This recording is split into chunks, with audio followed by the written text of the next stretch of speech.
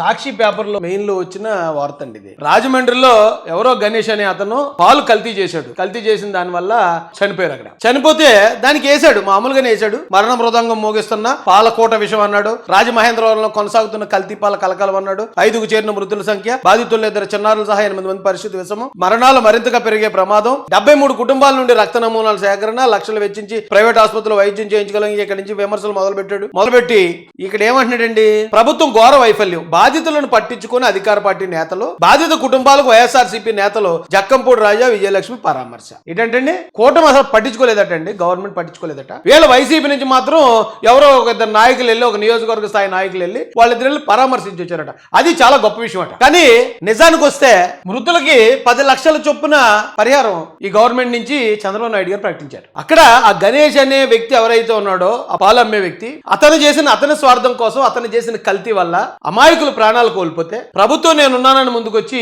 ప్రతి ఒక్క ప్రాణానికి 10 లక్షలు. ఏమో రానున్న కాలంలో ఇంకా ఏం యాక్షన్ తీసుకుంటారో, ఆ కుటుంబాలకి ఏం సహాయం అందిస్తారో మనకి ఇంకా తెలియదు. కానీ ఇన్స్టెంట్ గా ఇమ్మీడియట్ గా 10 లక్షలు ఒక్కొక్క కుటుంబానికి అనౌన్స్ చేశారు గవర్నమెంట్ నుంచి. కానీ వైసీపీ నుంచి ఏం చేశారు, వెళ్ళి పరామర్శించారట. బాగున్నావమ్మా, ఎలా ఉన్నావమ్మా అని అడిగి వచ్చేసారట.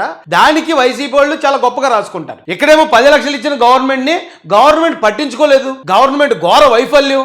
ఏంటండి ఈ పద్ధతి? ఎంత దారుణంగా దిగజారిపోతారు వీళ్ళు.